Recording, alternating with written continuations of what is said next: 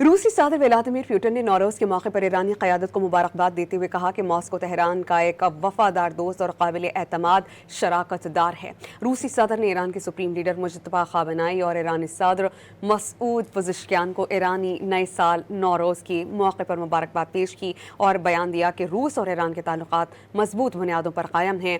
Kremlin की जानिब से जारी करदा बयान में कहा गया कि सदर पुतिन ने ईरानी अवाम के लिए नेक ख्वाहिशात का इजहार करते हुए कहा है कि वो मौजूदा सख्त हालात का वक़ार के साथ मुकाबला करेंगे। उन्होंने इस बात पर जोर दिया कि मुश्किल वक्त में मॉस्को तेहरान का एक वफादार दोस्त और काबिल एतमाद शराकतदार रहेगा।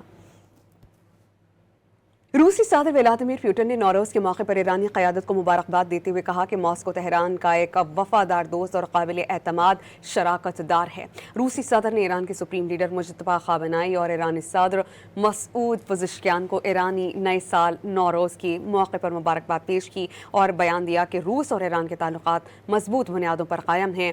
क्रेमलिन की जानिब से जारी करदा बयान में कहा गया कि सदर पुतिन ने ईरानी अवाम के लिए नेक ख्वाहिशात का इजहार करते हुए कहा है कि वो मौजूदा सख्त हालात का वक़ार के साथ मुकाबला करेंगे। उन्होंने इस बात पर जोर दिया कि मुश्किल वक्त में मॉस्को तेहरान का एक वफादार दोस्त और काबिल एतमाद शराकतदार रहेगा।